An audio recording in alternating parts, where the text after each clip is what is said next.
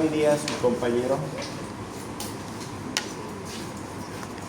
Ya estaba en proceso de adaptación un día, unas clases, mejor dicho. Les voy a pasar este código. Lo van a tener todos en su grupo, se lo voy a pasar a su representante. Este es el código para que todos vayan a ingresar a Classroom. Classroom. Son actividades prácticas, vamos a tener por ahí. Van a tener ustedes todas las semanas 3 actividades que van a hacer subidas del día domingo hasta el día domingo en la noche. De forma semanal. Obviamente todos tienen documentación. Cada semana son 3 clases, debemos acelerar, ¿no? No podemos quedarnos atrasados solamente con la teoría y viéndonos en la práctica semana por medio. Tenemos que avanzar, ¿sí? Entonces, 3 actividades semanales van a tener en la plataforma. Cada actividad cuenta, cada actividad va a tener una hora de finalización de esa actividad. Significa que si yo pongo hasta las 21 horas, a las 21 horas el que envía a las 21:01 ya no lo va a aceptar, le va a salir con retraso. Pero como ustedes son estudiantes totalmente disciplinados, no van a esperar el domingo. Yo creo que del domingo hasta el lunes lo van a hacer, ¿no? Mucho más. Tienen tantas materias y no se van a acumular hasta lo último, ¿cierto? Y además ustedes son del grupo ganador, del grupo de victoria, del grupo poderoso, ¿no es cierto? ¿No me equivoco? ¿De verdad, cierto? ¿Sí? ¿Me equivoco? No. Está bien. Entonces, las actividades que van a ver ahí son dinámicas, ¿sabes? No van a ser aburridas. Haga 10 hojas a manuscrito, ¿no es cierto? Con letra palma, negrilla, tamaño 12, con el cuadernado de tanto. No, nada de eso. Van a tener que ser actividades prácticas y dinámicas. Se van a acordar de eso. Obviamente va a ir de la mano con los temas que vamos a ir viendo de la semana. Y estamos atrasados en temas. Para la parte de la práctica a nivel digital me refiero. Ya hemos visto qué temas, a ver quién me hace recuerdo. Sangre, hematopoiesis, granulopoiesis, megacariopoiesis, hematopoiesis en general, ¿no es cierto? Como eritropoiesis, ya hemos visto anemia ferropénica y anemia neumotrómica, que son las anemias inflamatorias. Y hoy día vamos a hablar de las anemias macrocíticas, y dentro de las macrocíticas la megaloblastia. Entonces, por lo tanto, hoy día es lunes, ¿cierto? Hoy día les voy a subir sus primeras 3 asignaciones para que lo tengan hasta el día domingo en la noche. Significa que van a tener, por decirles, hasta las 9 de la noche que entregar, y automáticamente ya van a tener actividad a partir del mismo domingo, desde las 10 de la noche hasta el siguiente domingo a las 9 de la noche. Y a las 10 de la noche sube otra actividad hasta el siguiente domingo a las 9 de la noche. ¿Sí? ¿Por qué los hago esto? Porque quiero que conozcan más de medicina interna. Quiero que aprovechen al máximo y que comiencen a crear ustedes. ¿Qué es lo que hablamos en la primera clase? Y hoy día en la práctica hemos puesto en práctica como tal la mentalidad. Los chicos ahí han visto. ¿Sí o no? Sí. Esas son las prácticas. Han visto que me divierto, no me estreso. Aquel que vaya a querer entrar a medicina y trabajar y se cansa después de trabajar, quizás no sea para él eso. Porque donde está y te gusta no debería significar que es un trabajo, porque se trata de que lo disfrutes lo que estás haciendo, sino que sentido tuyo. ¿Sí? ¿Sí o no? Entonces disfruten todo el proceso en cada momento. Lo que han vivido hoy en la mañana ya no va a ser lo mismo mañana, ya no va a ser pasado mañana, cada día es una experiencia nueva. Algo que tienen ustedes que aprovechar y hacer siempre es reflejar una cosa.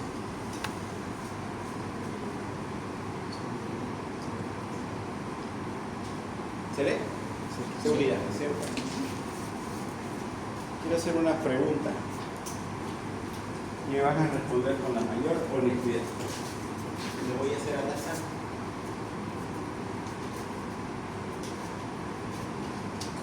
Van a levantar las manos los que están seguros que van a pasar medicina internada.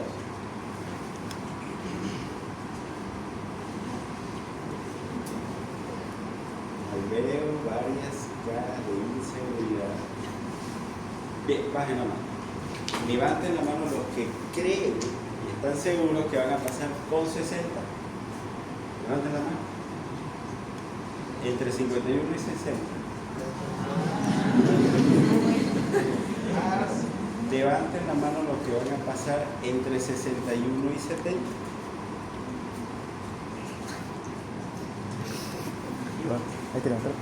Levanten la mano los que creen que van a aprobar la materia entre 71 y 80. 1, 2, 3, 4, 5, 6, 7. Levanten la mano los que van a aprobar la materia entre 81 y 90. 1, 2, 3. Levanten la mano los que creen que van a aprobar la materia entre 91 y 100. 1, 2. Wow. O sea, de 72.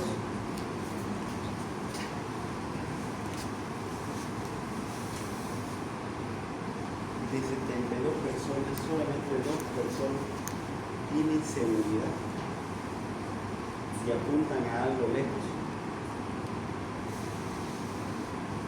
¿Por qué no pueden apuntar ustedes más? ¿Por qué no se pueden creer capaces?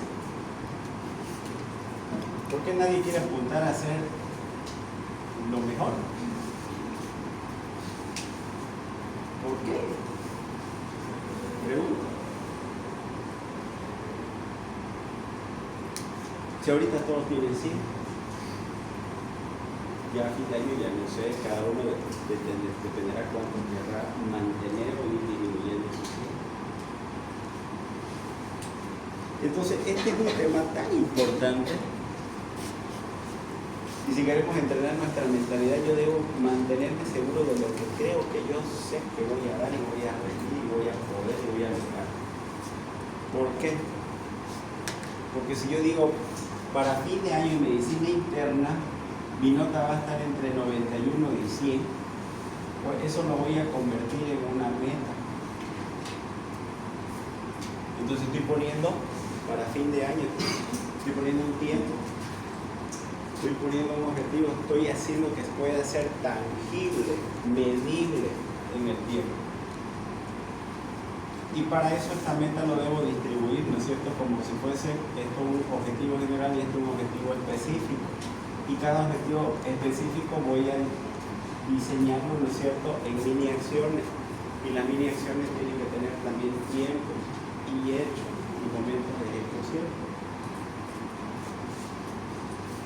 La mayor nota que he tenido de estudiante de que soy docente acá en la radio ha sido el año pasado. Y la nota máxima ha sido, si mal no me equivoco, 93 sobre 100. 93 sobre 100. ¿Verdad? Lo que más me gustó de aquel estudiante, que muy esforzado, por cierto, era la calidad humana que tenía. La calidad humana. Y eso habla mucho de la persona.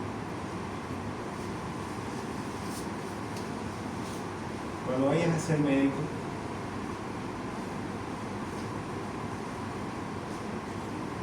hay dos tipos de personas que pueden ser cuando llegas a ser médico. Puede que aquí tu punto de partida sea que hayas sido pobre, que hayas sido humilde, de escasos recursos, que te costó todo, que a tus papás le costaron todo. Y que llegaste como sea a tu meta y fuiste médico. Y permaneciste y simplemente lo que fuiste a un inicio con esa calidad humana, lo vas a amplificar cuando seas médico.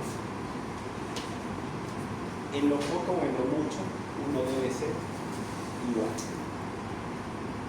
El problema va de que cuando algunos llegan acá, ¿listo?, se creen la gran cosa.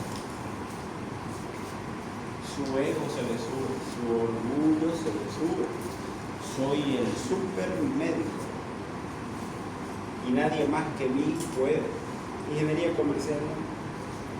Auditorio, músico, ¿no?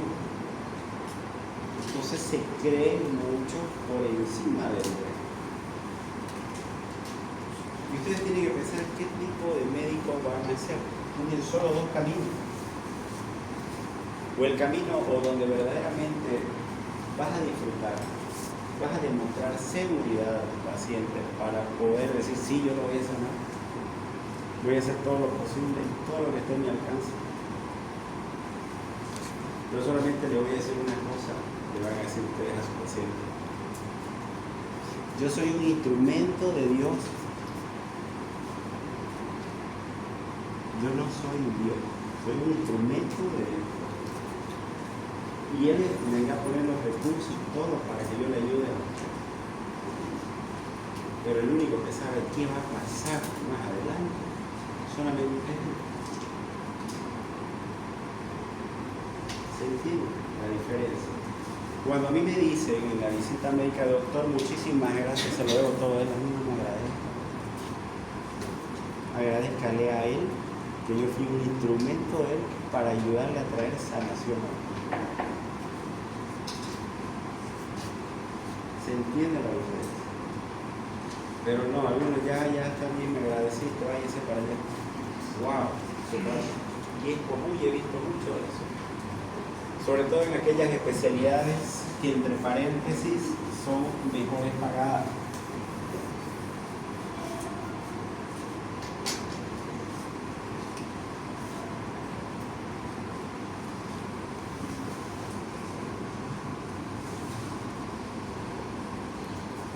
Seguridad. Cuando ustedes vayan a estar con los pacientes, el demostrar y proyectar seguridad dice más que lo mucho o poco que puedas traer de conocimiento. Si miras hacia abajo todo el tiempo, pero te lo sabes con medicina interna, ya le generaste desconfianza al paciente. El paciente y el familiar te escanean desde un inicio y saben cómo son. Saben, te huelen. ¿Se entiende? El paciente va a estar con ustedes si ustedes le demuestran seguridad, reflejar seguridad. Ahora vamos a lo interesante. Cada uno de ustedes va a responder cómo yo puedo demostrar seguridad al paciente. Y yo sé que lo sabe. A ver, Blas, una forma de demostrar seguridad. A la hora de hacer una amnesia, hablar claro y conciso. Hablar claro y conciso.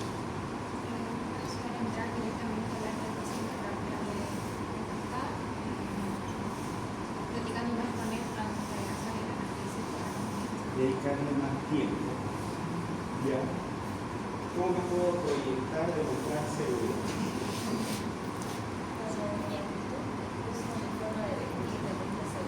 La forma de vestir sí podría ser, sí.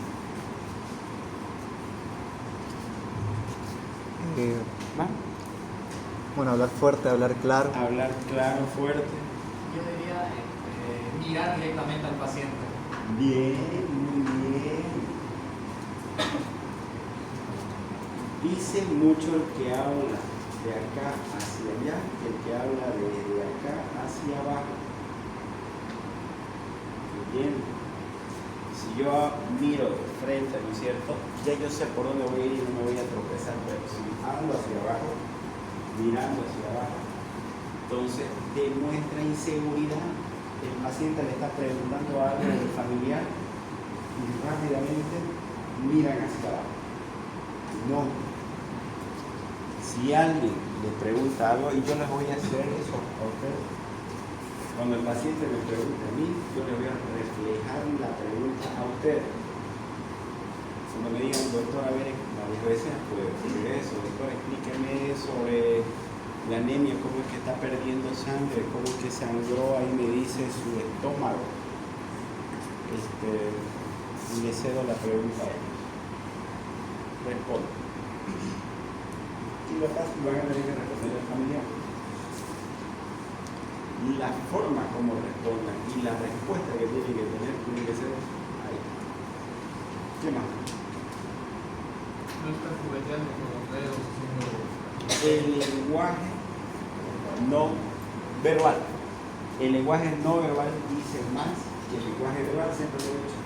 Yo comunico más a través de mi postura, de mi gesto, de mi tono, de mi voz, que con lo que hablo. No es lo mismo decir allá está la ventana que decir allá está la ventana. ¿Entiendes? Hoy vamos a hablar de anemias macrocíclicas. No es lo mismo que decir hoy vamos a hablar de anemias macrocíclicas. Si ni me han escuchado. Otra forma de demostrar seguridad de esto.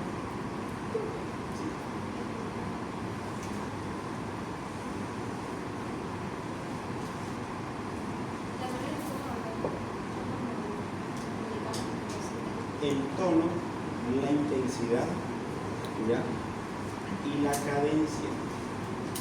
Tono, intensidad y cadencia. Yo debo hablar a la misma altura o un poquito más que el familiar del paciente.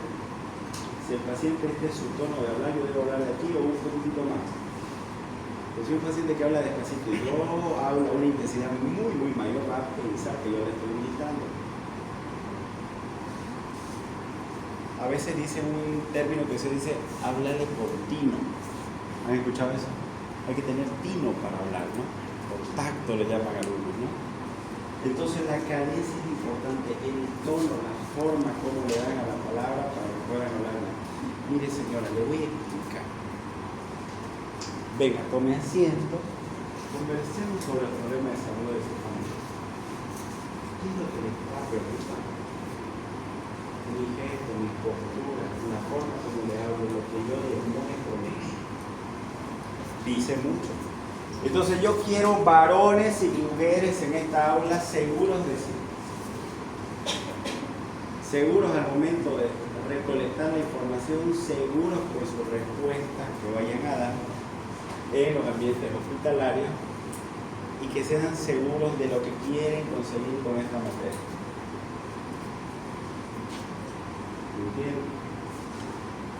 A mí más me va a interesar a lo largo del año cómo llega su mentalidad a fin de año.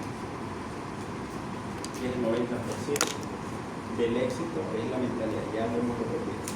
Y 10% solamente el conocimiento técnico, medicina interna como tal. ¿Sí?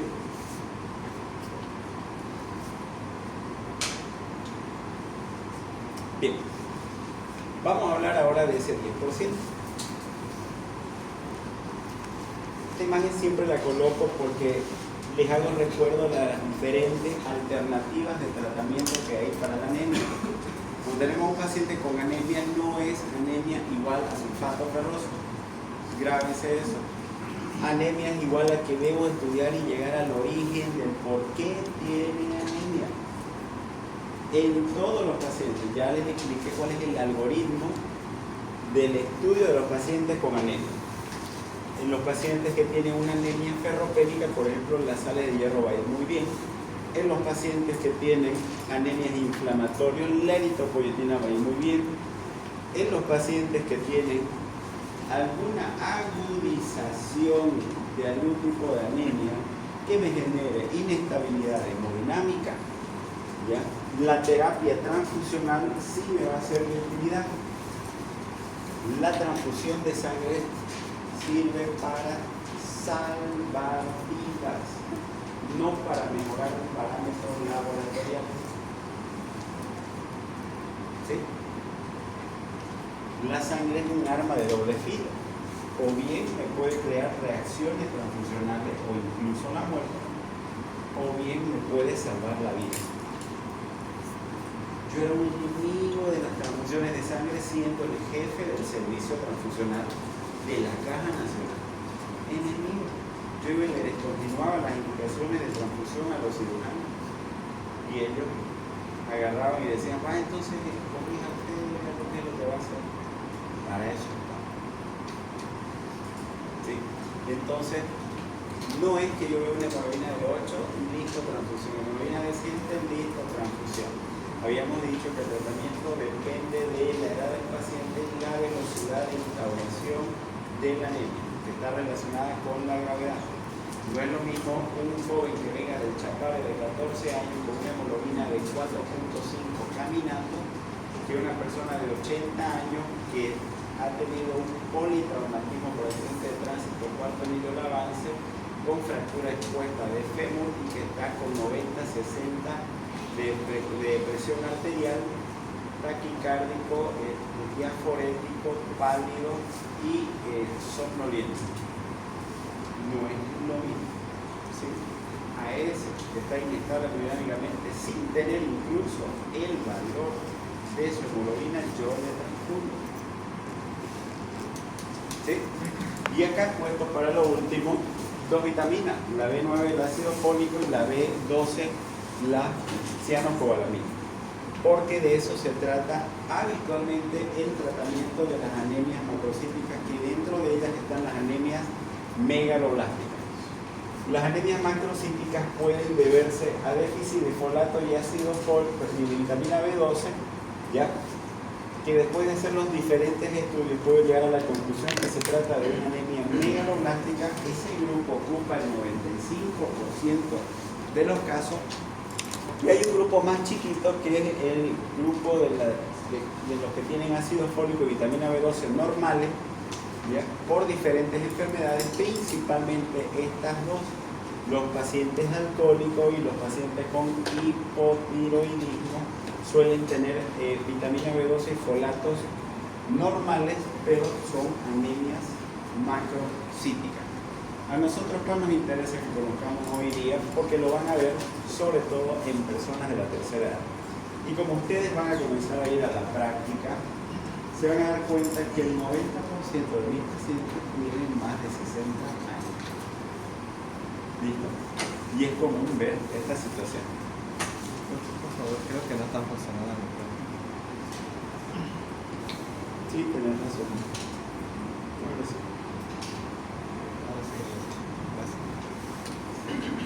¿Ya? Entonces para eso es importante que sepamos que cuando hablamos de anemia megaloblástica, tanto el ácido fólico como la vitamina B12 participan ambos en su mismo metabolismo. Ambos están directamente involucrados, lo que significa que cuando yo tengo anemia megaloblástica, ¿ya? Tengo deficiencia más de ácido fólico que vitamina B12 o más de vitamina B12 que de ácido fólico, pero ambas van a estar sí o sí disminuidas. Grábense eso. En el ciclo del ácido fólico interviene la vitamina B12, ¿ya? Cuando hablamos del ácido fólico, este se almacena en el hígado y en los glóbulos rojos como poliglutamato, donde se encuentra principalmente el ácido fólico en los vegetales frescos de hojas verdes, amarillas, legumbres, cereales, frutas cítricas, de hígado, riñón. La leche materna tiene cantidades suficientes para el lactante y escaso contenido en la leche de vaca o en la de cabra, que es nula.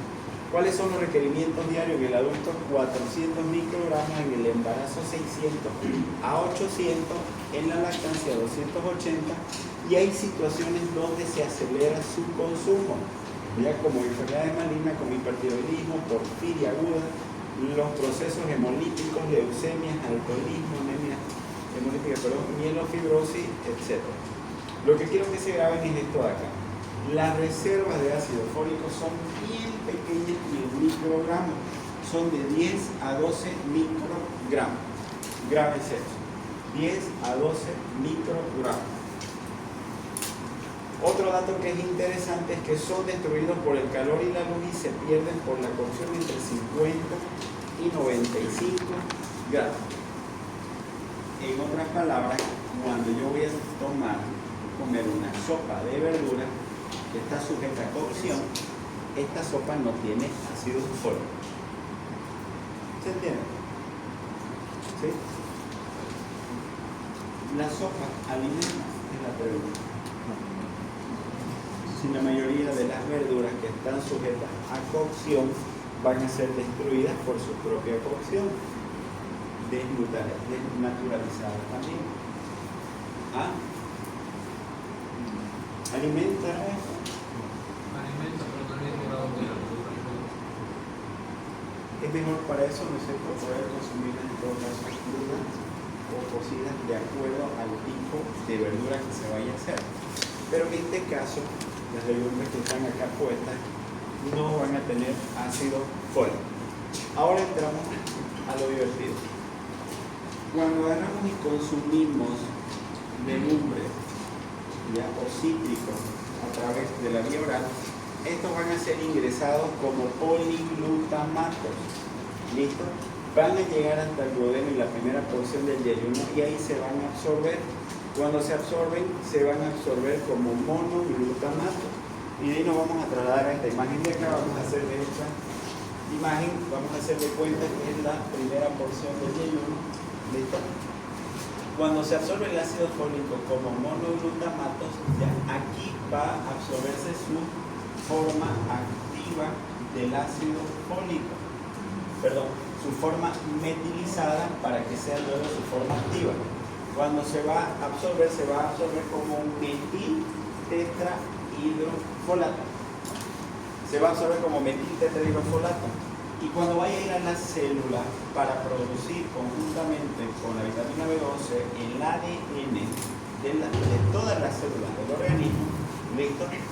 Va a haber alguien que se va a encargar de sacar el grupo metil para que se convierta en tetrahidrofolato.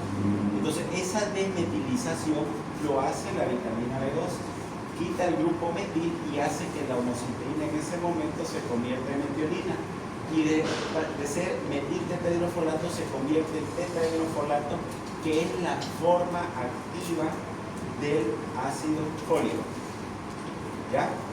Entonces, ¿qué significa esto? Que si yo no tengo vitamina B12, entonces no va a haber cómo haya forma activa tampoco del ácido fólico.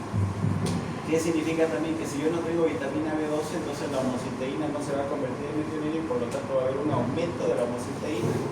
Por lo tanto, significa que indirectamente, cuando hay déficit de vitamina B12 o ácido fólico, voy a poder tener también la homocisteína elevada como marcador indirecto de déficit de ambas.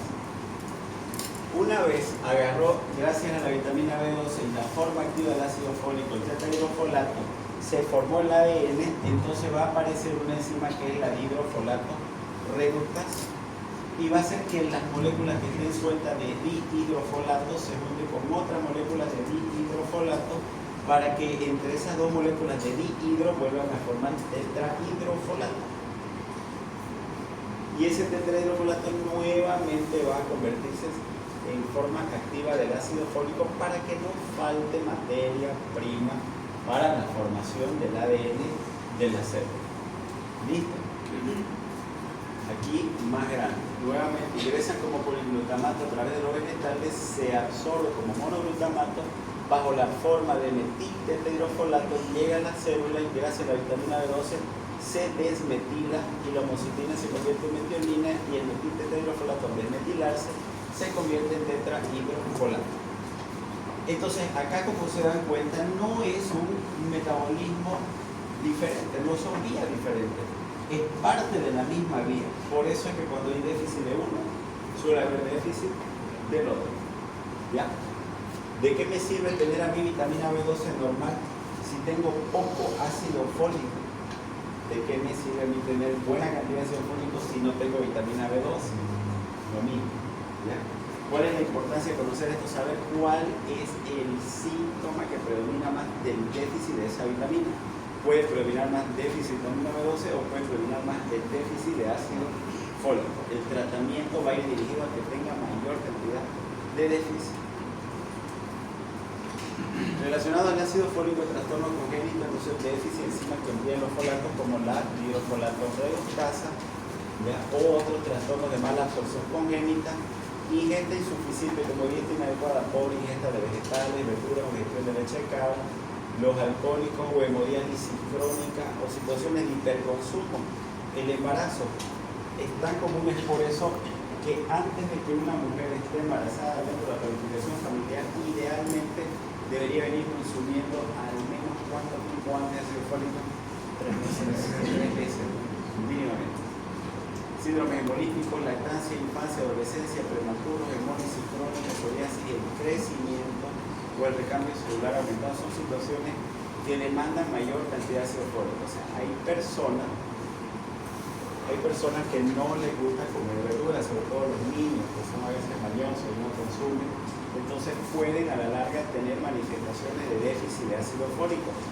Y no es complicado darse cuenta porque el tiempo para que mi organismo se manifieste ante la ausencia de ingesta de ácido fólico suele ser corto.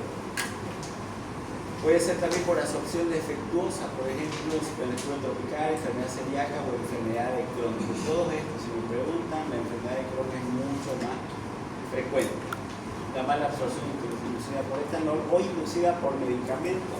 Por ejemplo, inhibidores de la dihidrofolato reductasa, entre ellos el campeón es el metotrexato.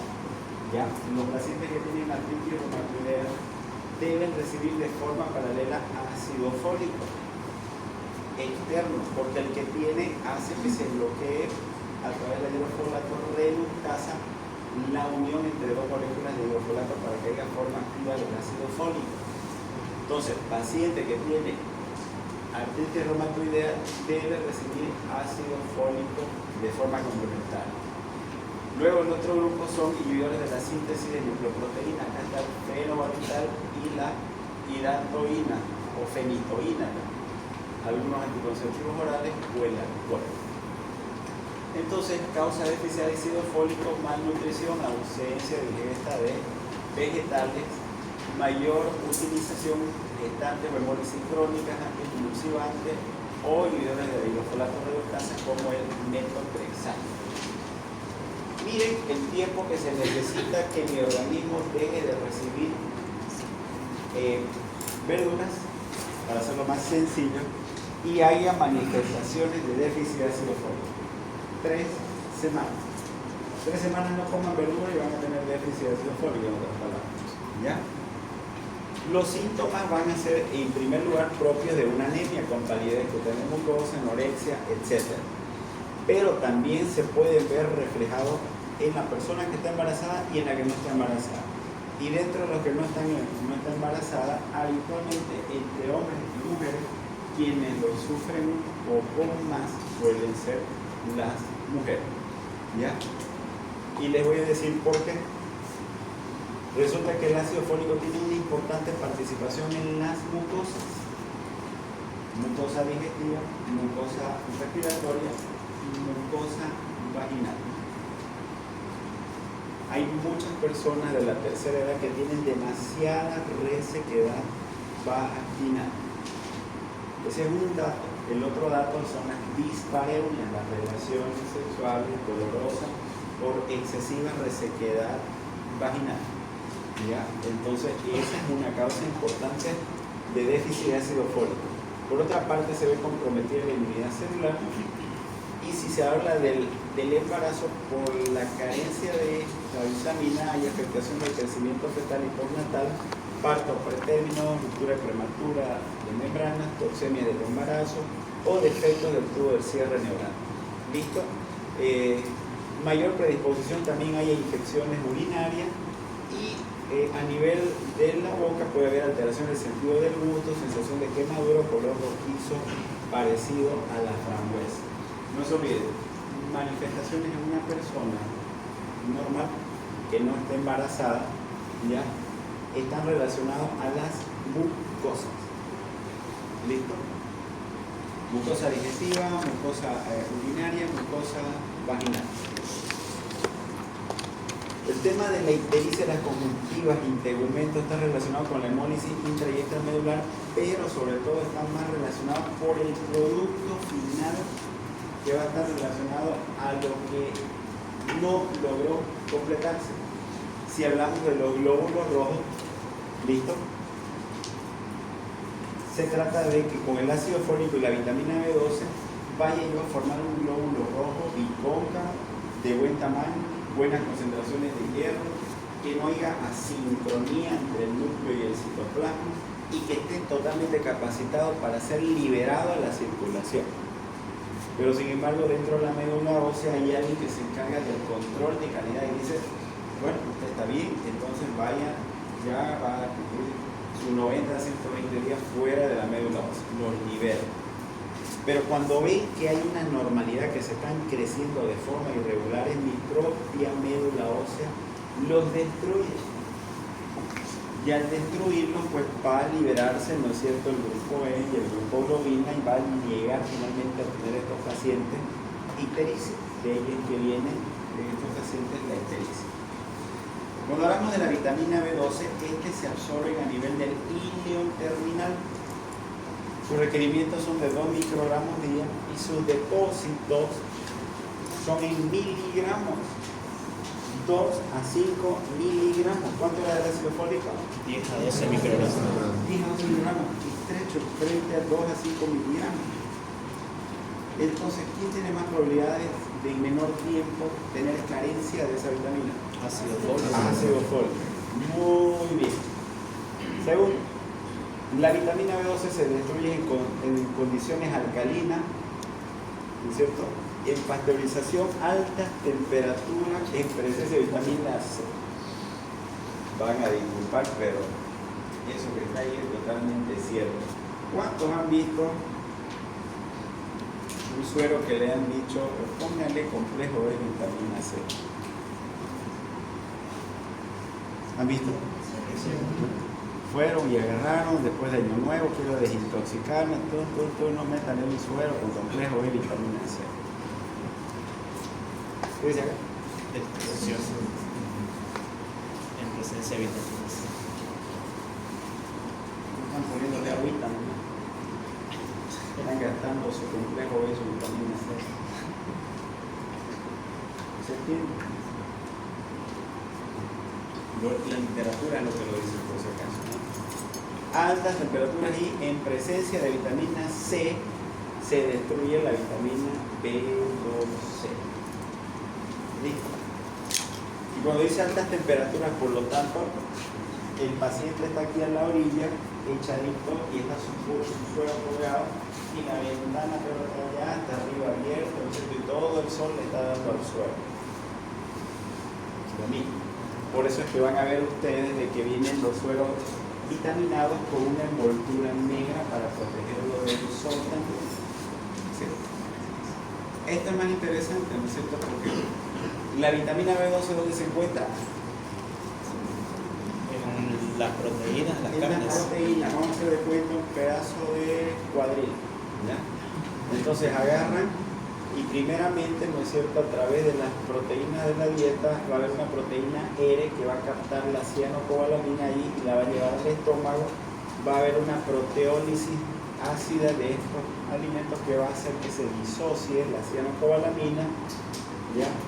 Luego, esta cianocobalamina va a unirse con la proteína R y este exceso luego va a ser unido con la cianocobalamina procedente del resto que quedó del íleon que se absorbió para ser reutilizado a este nivel. Entonces acá la cianocobalamina biliar junto con la cianocobalamina y sus análogos son excretados conjuntamente con las proteínas R, ¿ya?, y sus análogos al duodeno. Mientras tanto sabemos que acá se está produciendo el factor intrínseco por medio de las células parietales. No cometan el error de pensar de que el factor intrínseco se une en la cianocobalamina en el estómago. No se une ahí.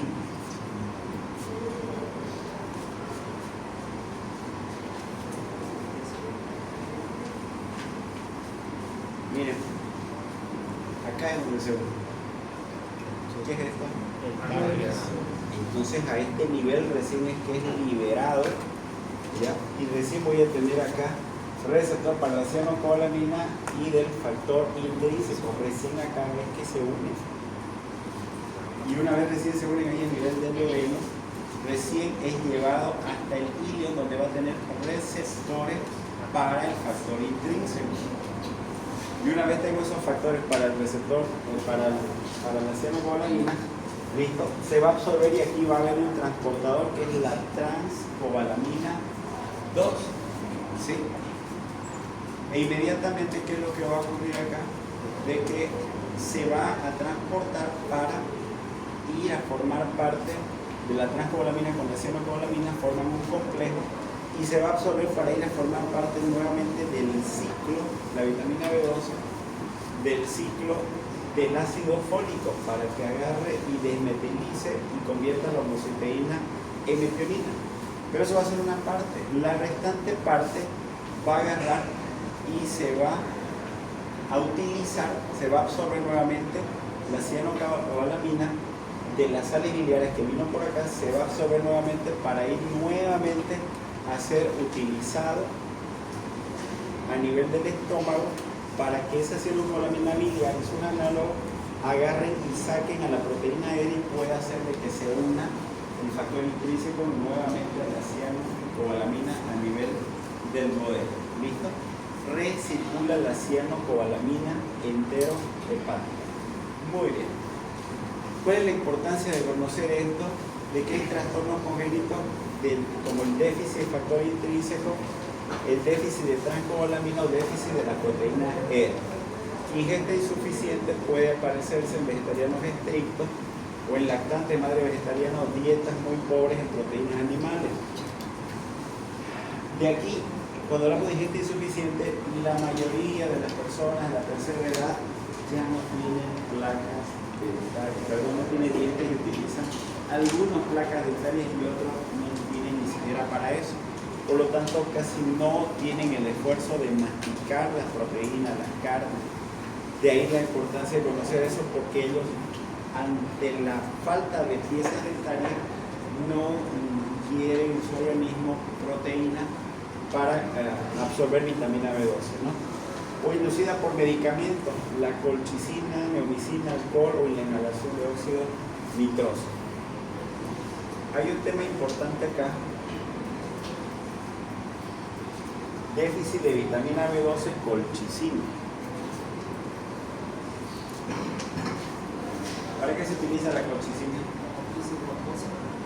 Para la crisis gotosa. Muy bien.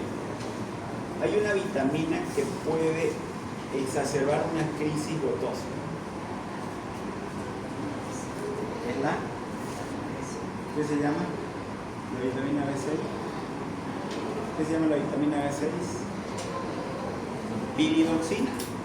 La piridoxina, que no lo suelen dar, pero como complejo B agarran, tienen una crisis de gota y le dicen colóquele una ampolla de complejo B. Y en la ampolla de complejo B tiene vitamina B6 y hace de que se exacerbe una crisis de gota.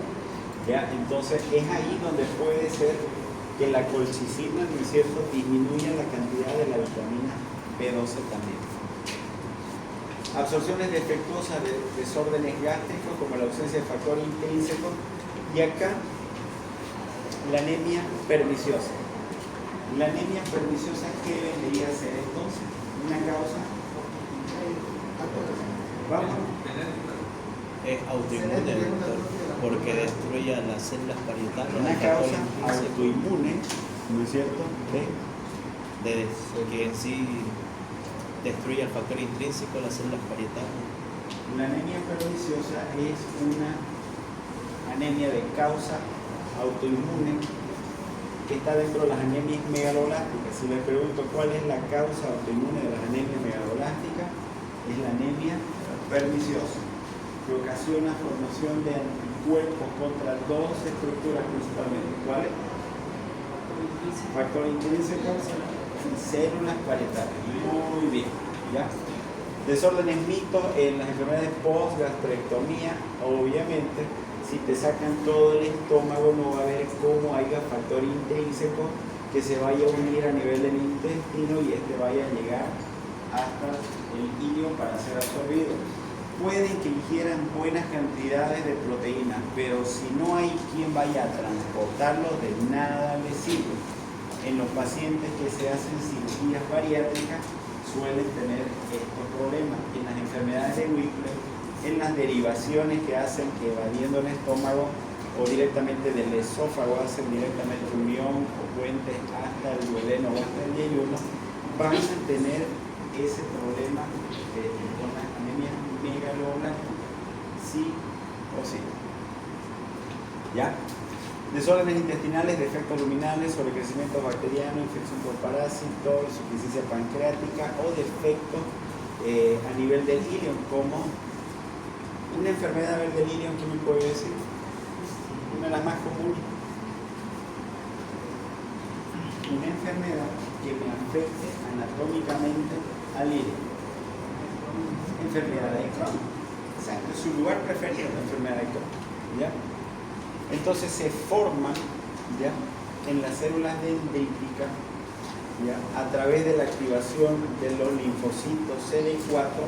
Hay un ataque inmunológico directamente contra las células parietales y el factor intrínseco. Se forman anticuerpos ahí en el estómago que van a ser destruidos y por lo tanto no va a haber a nivel distal factor intrínseco que vaya a acompañar, a absorber a nivel del hilo. ¿Listo? Bien, entonces una vez que hemos conocido su fisiología del ácido fólico y su fisiología de la vitamina B12, vamos a saber entonces qué es una anemia megaloblástica. ¿Qué significa blasto? Es un precursor de qué? En este caso, de la serie eritroide, es un precursor de la eritropoiesis, ¿no es cierto? Entonces significa de que por alguna razón se están acumulando gran cantidad de blastos de la serie eritroide en la médula ósea y no están terminando de formarse ni reticulocitos ni finalmente glóbulos rojos, de ahí viene su nombre. Entonces, cuando nos referimos a blastos nos referimos a células precursoras, ya hemos visto la médula ósea, y megaloblastos, bueno, son células grandes que son los glóbulos rojos y consecuentemente los reticulocitos y los glóbulos rojos también son grandes. Es una anemia megaloblástica que es causa de una anemia macrocítica. Y que no se olviden que para formar ADN se necesita ácido fólico y vitamina B12. ¿Ya? Entonces ya lo sabemos. ¿Cuál es la importancia de que cuando yo no tengo ácido fólico y vitamina B12 para formar el ADN, entonces es como que una construcción quede a media? ¿Ya? Entonces si queda a media, entonces lo que quedó a media solamente es eso lo que se va a ver. En este caso lo que se va a ver son blastos. Entonces, por lo tanto, esta disminución de la multiplicación celular a causa de la disminución de la producción del ADN, es decir, el citoplasma va a comenzar a crecer pasando por los diferentes procesos de precursor de la serie eritroide. ¿Cuáles son los precursores de la serie eritroide? El pronormoblasto, el normoblasto basófilo, el normoblasto policromático y el normoblasto ortocromático. Ortocromático, ¿no es cierto? Entonces significa que va a tener que pasar por todas esas fases y después de esa fase va a inyectar su núcleo y se va a convertir en reticulocito. Pero no está alcanzando ni siquiera a formarse como un reticulocito. Se va a multiplicar, va a comenzar a crecer su citoplasma, ¿ya? Y esperó la división celular que no se produjo, entonces ahí es donde se vuelve una célula hemática grande porque no se dividió, no continuó su división. Y eso significa que va a comenzar a haber una disociación entre lo que es el núcleo y lo que es el citoplasma. Va a quedar totalmente irregular, se ve de esta manera. Hay una sincronía entre el núcleo y lo que es su citoplasma. Si yo les pregunto cuál es la anemia que se caracteriza por una síntesis interrumpida del ADN, ustedes me responderán: anemia megaloblástica. Síntesis interrumpida del ADN por falta de materia prima. ¿Ya? La síntesis de ADN es es totalmente normal, ¿ya? Entonces, ¿cuál es una de las características principales? Por lo tanto, es una asincronía entre el núcleo y el citoplasma. No se vayan a olvidar. Se produce una anemia, por lo tanto, que es macrocítica, hiporregenerativa. ¿Qué significa? El ADN celular se va a producir de todas las células del cuerpo. El ácido fólico y vitamina B12 me sirve para todas las células del cuerpo. No solo estamos hablando del tema de las anemias, ¿ya? Para todas las células. Por lo tanto, significa que también me sirve para la formación de glóbulos blancos y también me sirve para la formación de plaquetas. Entonces, si yo no voy a tener materia prima para formar glóbulos rojos, tampoco voy a tener para formar ni glóbulos blancos ni plaquetas. Entonces, por lo tanto, ya yo puedo ir acumulando datos que me vayan a hacer encontrar en el laboratorio en los pacientes con anemia megaloblastica. Uno, que va a ser una anemia macrocítica. Dos, que voy a tener pocos reticulocitos, entonces es A regenerativa. Número tres, es de que voy a tener además leucopenia y voy a tener plaquetopenia. En una sola palabra, pancitopenia. ¿Ya? Entonces, vamos a ir sumando datos importantes. El megaloblasto, entonces, la médula ósea va a dar células macrocíticas. Y acá, como les comenté hace un momento, hay un sistema de control de calidad formado por macrófagos que van a destruir estas células defectuosas. Cuando se comienza a destruir estas células defectuosas, va a recibir el nombre de eritropoiesis ineficaz. ¿Listo? Eritropoiesis ineficaz, ¿por qué? Porque no ha sido capaz de poder completar todo su proceso de la eritropoiesis. También hay otro término, y este tipo de eritropoiesis ineficaz vendría a ser intramedular. Eritropoiesis intramedular. Eritropoiesis ineficaz intramedular. Hay otro tipo de eritropoiesis ineficaz que es extramedular. En las leucemias de células peludas, por ejemplo, cuando hay una destrucción de una médula ósea seca, blanca, ¿ya? Cuando está tomada toda la médula ósea, entonces el vaso intenta tomar esa funcionalidad, queriendo formar lo que el elemento forma, pero no lo consigue. Y entonces al no producirlo va a producir una eritropoiesis extramedular fallida o ineficaz, ¿ya? Entonces la que es intramedular está en las anemias megaloblásticas.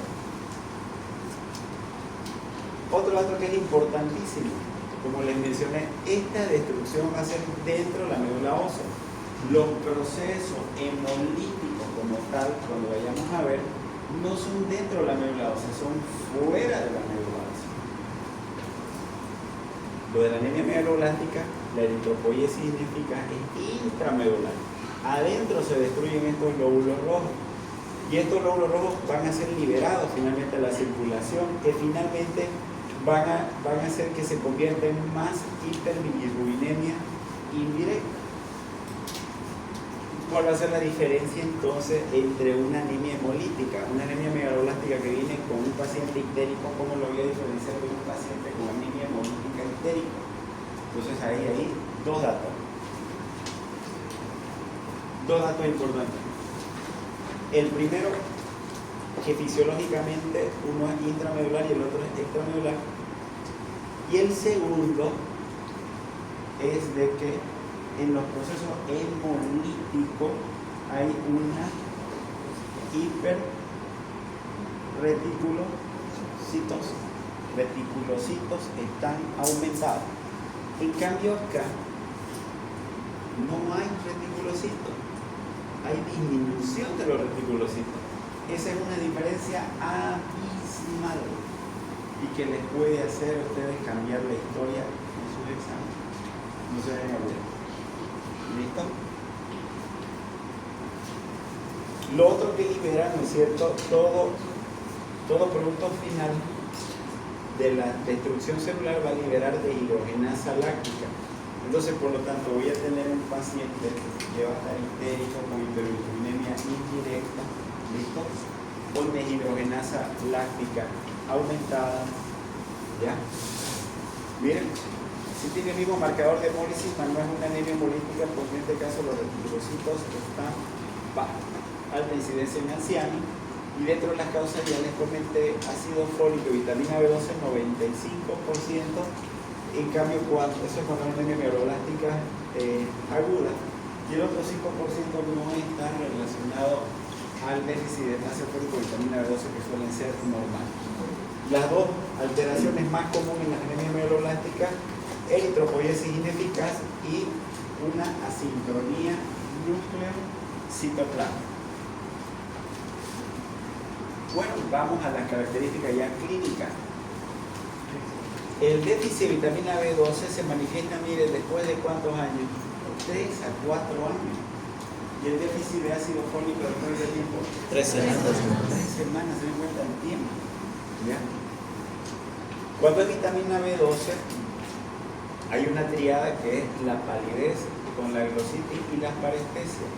Para que no se compliquen mucho, las alteraciones neurológicas son más propias cuando hay déficit de vitamina B12 que de ácido fólico. ¿Ya?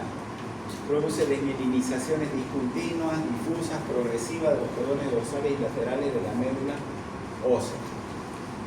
Y puede, de acuerdo a la deficiencia de ácido de vitamina B12, puede manifestarse más la sintomatología neurológica y convertirse en grados leves, moderados o graves.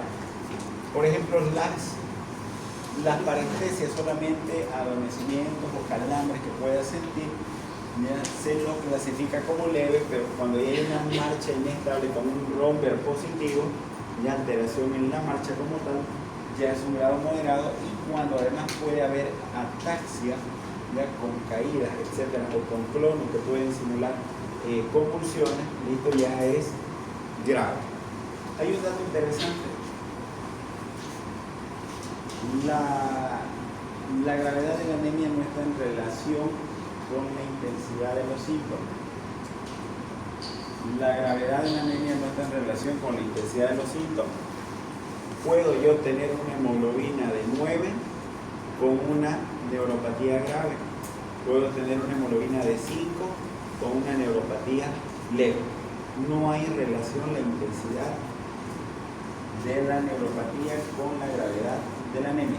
Grábense eso, ¿ya? Porque son los síntomas neurológicos. Habitualmente hay un marcador, hay una coenzima que es la L-metilmalonil-CoA, ¿ya?, que se encarga de la transmisión del impulso nervioso y hace que se convierta en succinil-CoA dentro de la sinapsis neuronal. Cuando yo tengo disminución de vitamina B12, entonces no hay cómo se vaya a convertir la L-malonil-CoA en succinil-CoA. Por lo tanto, va a estar aumentada la L-metilmalonil-CoA. ¿Ya? Por lo tanto, la L-metilmalonil-CoA se convierte en un tóxico neuronal cuando no se convierte a succinil-CoA. Lo que significa, en otras palabras, que el mejor estudio, la mejor prueba para yo poder determinar el déficit de vitamina B12 es el ácido metilmalónico. Esto es de acá. La mejor prueba para determinar el déficit de vitamina B12 es la dosificación del ácido metilmalónico. ¿Lo hacen acá en Santa Cruz? Sí lo hacen. ¿Ya? Puede haber otras alteraciones neurológicas de déficit de vitamina B12 como irritabilidad, demencia, psicosis, somnolencia, coma, perversión del gusto, olfato, visión, disfunción vesical, impotencia sexual, hipotensión ortostática, pérdida de la agudeza visual y de la visión de los colores. Y lo que les mencioné, el grado de implicación neurológica no se relaciona con el grado de la anemia. Cuando ambos están asociados, tanto vitamina B12 y ácido fólico, puede aparecer combinaciones de la mucosa, sobre todo con síntomas neurológicos. Pacientes que suelen tener diarrea, glositis, queinitis, ¿ya?, o resequedades vaginales, con déficit de vitamina B12 puro, aparecen más síntomas neurológicos. ¿Listo? No se olviden entonces, dentro de las características, además en la anemia megaloblástica suelen aparecer también neutrófilos hipersegmentados. Esa es otra característica igual. Si yo quiero saber exactamente si se debe ver una alteración, por ejemplo, en la absorción de la vitamina B12, algunos pueden recurrir a algunos test o algún estudio más específico. Entre ellos está la biopsia de yeyuno. Entonces veamos cuál es el perfil del paciente que tiene una anemia megaloblástica. Es una anemia que puede ser macrocítica, normocrómica, con megalocitos, ovalocitos, cuerpos de Howell-Foley, pleocariocitos, aumento de la hidrogenasa láctica, hiperbilirubinemia indirecta. Y esto que es importante que les mencioné, si el déficit de vitamina B12 hay un aumento del ácido metilmalónico. Si el déficit es de ácido fólico o vitamina B12, cualquiera de los dos, la homocisteína está elevada, y también puede de forma paralela haber una elevación del hierro sérico o de la ferritina. Hay algunos que todavía suelen hacer el test de Schilling a través del test de absorción de la vitamina B12. Administran vitamina B12 y ven si se absorbe o no se absorbe, ¿ya? Esto para ver si hay déficit como tal, ¿no? Agarran y colocan vitamina B12 y luego hacen la dosificación. Si es menos de 200 ya es sugerente, si es menos de 100 ya es que verdaderamente hay ese déficit. Sí pueden utilizarlo, pero no es del todo el 100% específico. Lo que más se está pregonando ahora a nivel mundial de utilizar es el ácido metilmalónico, ¿ya? Y en relación a la del déficit de ácido fólico, cuando es menos de 4 microgramos, bueno, ya se considera un déficit como tal. En relación al tratamiento, quiero que se grabe una cosa. Dos cosas en realidad. El primero es de que la vitamina 12, para darla como tratamiento, solamente debo administrarla si veo que realmente hay síntomas propios de déficit de ácido fólico y es comprobado. ¿Qué significa? Que le pedí ácido metilmalónico o le pedí homocisteína mínimamente y me salió aumentado.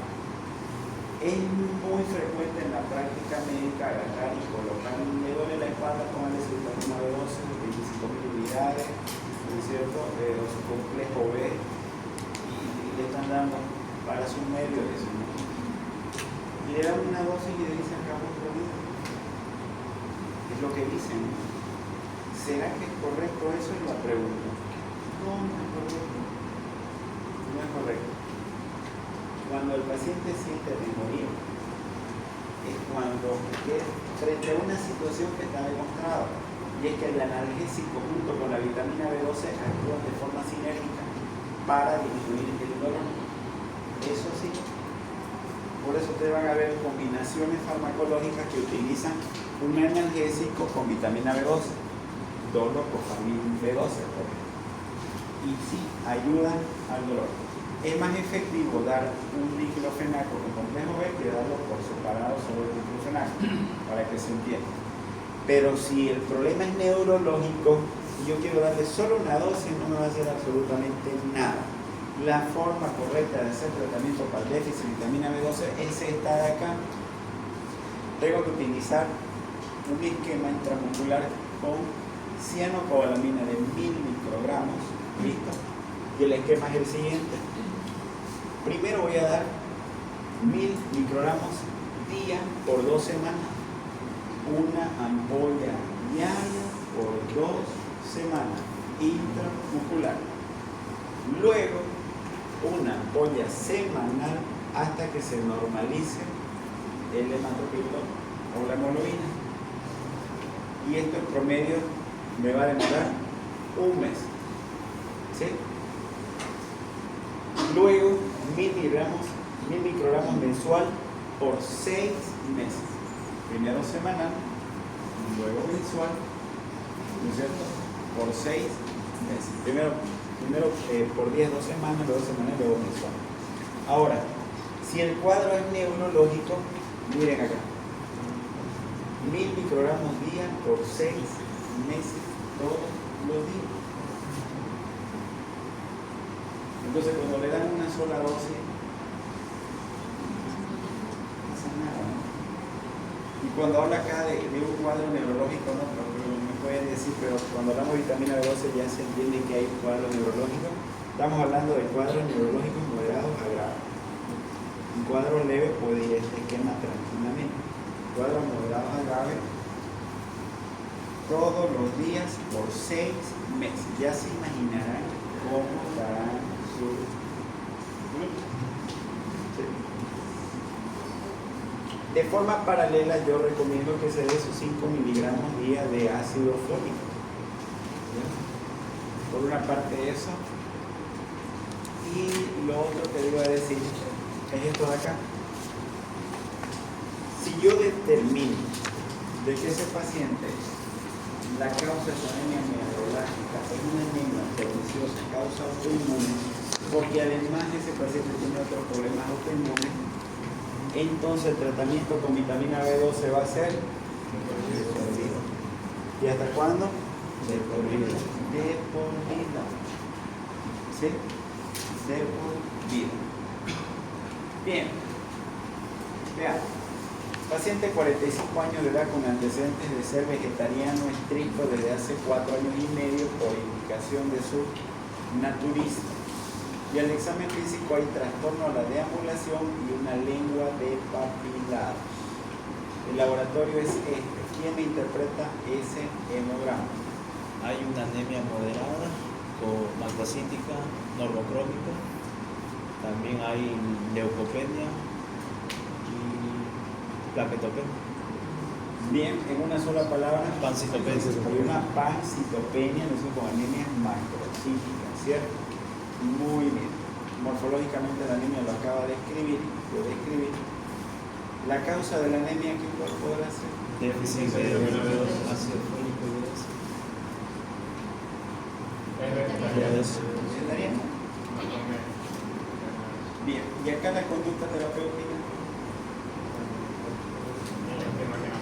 Trastorno a la deambulación, entonces me está hablando de déficit de qué? Vitamina B2. B2, lengua de papilada, B9.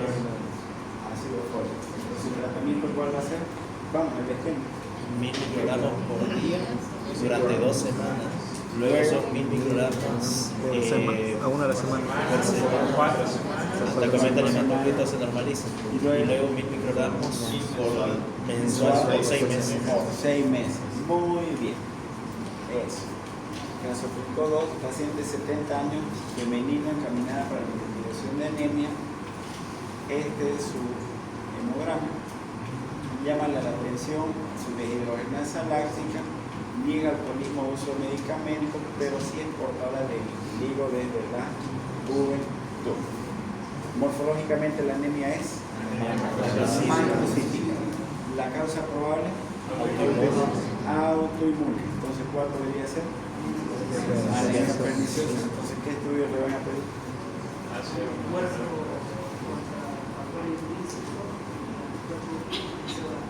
Exactamente. Tengo que confirmar que sea ese el déficit, ¿ya? Porque aquí ya estamos de entrada, ¿no es cierto?, hablando de que hay déficit de vitamina B12 y ácido fólico, ¿no es cierto? Pero principalmente vitamina B12 al tener el antecedente de vitiligo. ¿Y la conducta? ¿Cómo va a ser la conducta terapéutica? ¿Cómo? Mensual de por vida. 1000 microgramos mensual. Cuando yo les diga hagan el esquema de tratamiento, me tienen que colocar la dosis, ¿no es cierto?, en qué presentación, en qué día de administración, durante qué tiempo. Si me dicen toda la vida, no está bien eso. Hagan de cuenta que ustedes están con el paciente ahí al lado. Y el paciente va a decir, ya está bien usted toda la vida, pero ¿qué voy a tomar toda la vida? Especifiquen todo. Caso 3, paciente epiléptico, el uso de fenilidandrovina viene presentándose un mes astenia progresiva. Al examen físico solamente hay palidez en la mucosa y en los exámenes presenta este hemograma. Bien. Morfológicamente, ¿qué tipo de anemia es? Si interpretamos el hemograma en su conjunto, pancitopenia. La causa probable de la anemia inducida por fármaco. inducida por fármaco, la difenilhidantoína, ¿cierto? Estudios de gabinete.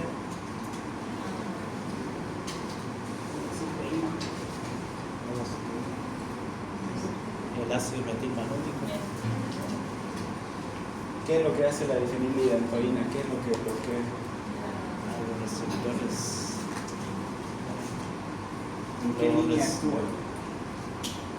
La regla. Pues si le ponen ácido metilmalónico, ahí ya está la respuesta mal. Sí, es inhibidor del Inhibidor del hidrofolato reductasa. Entonces está en la vía de quién? del ácido fólico. Del ácido fólico.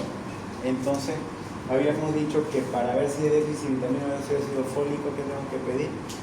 Homocisteína. ¿Sí? Y la conducta entonces principalmente va a ser, al margen de retirar la difenilhidantoína, pues puede ayudarle con ácido fólico. Doctor, pero si el paciente era epiléptico, entonces, ¿otro tratamiento? Tendrá que rotar. Tendrá que ver ahí el riesgo, pero no, ya se tiene que hacer una evaluación más profunda. Y ahora hay muchas opciones. La difenilhidantoína es raro que se lo deja de mantenimiento. ¿Ya? Para la crisis, procesos agudos, si está en estatus, puede parar, frenar, hacer impregnación con hidratina. Mujeres de 70 años de edad de llevar al hospital cuadro con pérdida de peso. Y el examen físico muestra una mujer envejecida y anémica con quejas de alteraciones en la marcha. El examen neurológico se destaca la presencia de babis, bilateral, ataxia o ausencia de la sensación vibratoria en los miembros inferiores hasta la cresta ilíaca. Este es su hemograma. Morfológicamente es una anemia Severa macrocítica. Si hablamos con una sola palabra, su hemograma es Pancitopenia. pancitopenia, ¿cierto? Y además hay una Hiperbilirubinemia indirecta. con un aumento de LDH. y hay una retículo Penia. penia. ¿Cuál es la causa de la anemia? Déficit de ¿Enfermedad B12. de Crohn? ¿Va? ¿Enfermedad de Crohn? ¿La de Crohn? ¿Por qué? Bueno, señala que hay pérdida de peso, tal vez podría ser. ¿Cuál creen que puede ser? Déficit de B12. ¿Por? El síntoma neurológico. ¿Por? Tiene señal de Babinski, eso sería una. Ya, ahí sí, es verdad, pero ¿cuál es la probable causa acá? Probable causa. Estamos en medicina, ciencia de las probabilidades. ¿Cuál es la probable causa acá? ¿Quién dijo eso? Una mujer envejecida de 70 años, le dije, ausencia de placas dentarias, no consume carne, proteína. Entonces un poquito ahí de analizar. Bien. Ok, entonces ¿qué estudio de gabinete le pediría? Ácido metilmalónico. Ácido metilmalónico. ¿Cuál va a ser la conducta terapéutica? Vitamina B12. 1000 microgramos día. Intramuscular. 6 meses. Por 2 semanas. Por 2 semanas, luego 1000 microgramos por semana por 4 semanas. ¿Qué dicen allá en la zona azul? ¿Y ahora? Si hay síntomas neurológicos acentuados o graves, 1000 microgramos por día durante 6 meses. ¿qué le faltó a esa respuesta? ¿Por la qué vía? ¿Por dónde le va a Intramuscular. Intramuscular, no se olvide, color incompleto. ¿Ya?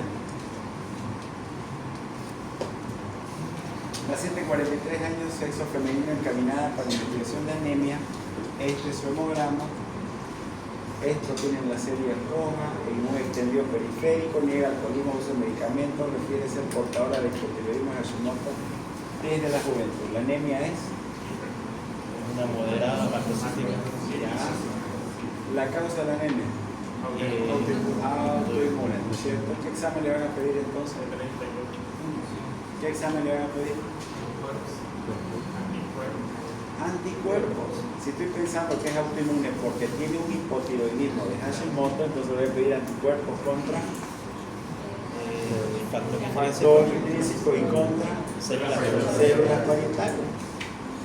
¿La conducta cuál va a ser? Si se confirma el tratamiento. la vitamina de 12.000 microgramos por día durante 6 meses. No. Si confirmo que es una anemia Sí es. perniciosa, De por vida. digan que les quema bien. Sería Intramuscular. Mensual, intramuscular, de barretón. ¿Listo? Muy bien, que Dios me lo bendiga.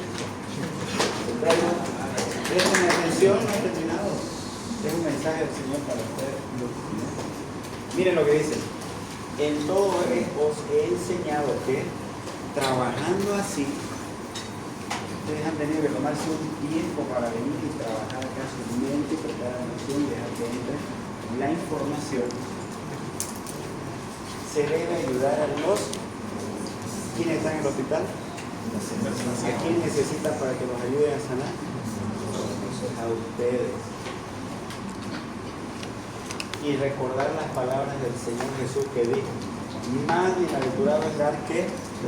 Entonces, ustedes tienen que acostumbrarse a dar algo sin pedir algo a cambio, porque eso es lo que le gusta al Señor, eso le agrada.